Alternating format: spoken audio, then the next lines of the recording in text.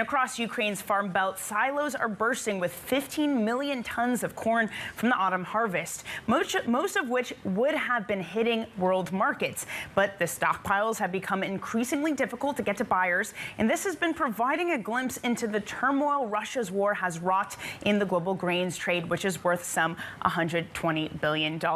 Well, joining us now is Bloomberg's agricultural reporter Megan Durson. So, Megan, how is this grain being exported from Ukraine at all at the moment?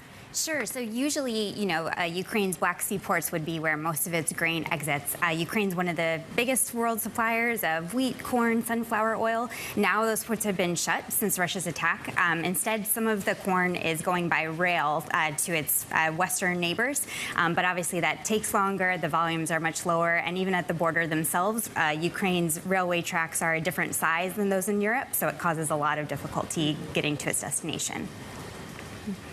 Good morning, Megan. I'm looking for some more clarity about that. What are some of the other new crop trade flows emerging around the world in the wake of the war?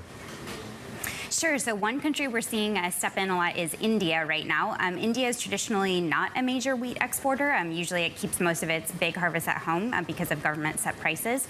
But that grain is now making its way onto the global stage. It just set a record in sales for the 21-22 season, might set another for the season ahead. And on the import side, we're seeing countries like Spain, like China, that are traditionally big corn buyers from Ukraine. They're turning to the U.S. The first U.S. corn cargoes are already headed to Spain in 4 years, I believe, and China has been buying more as well.